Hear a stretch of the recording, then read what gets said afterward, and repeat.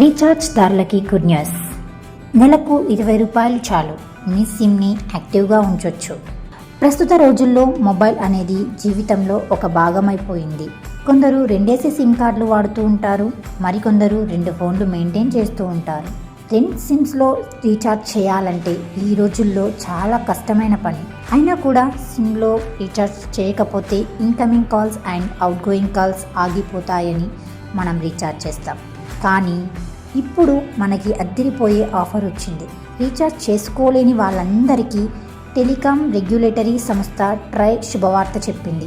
ఇప్పుడు కేవలం 20 రూపాయలు రీఛార్జ్ చేస్తే చాలు సిమ్ కార్డ్ని యాక్టివేషన్లో ఉంచుకోవచ్చు.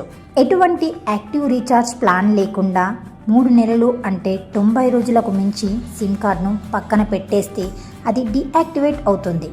ఆ తర్వాత ఆ నెంబర్ వేరొకరికి ఇస్తారు.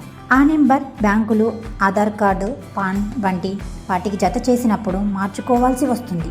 అలా జరగకుండా ఉండేందుకు తప్పనిసరిగా రీఛార్జ్ చేయాలి. ఇప్పుడు మీ సిమ్ కార్డ్ను కేవలం 20 రూపాయలతోనే రీఛార్జ్ చేసి నెల రోజుల పాటు యాక్టివ్గా ఉంచుకోవచ్చు. జియో, ఎయిర్టెల్, వొడాఫోన్, ఐడియా, బిఎస్ఎన్ఎల్ అన్నింటికీ ఈ సదుపాయాన్ని వాడుకోవచ్చు.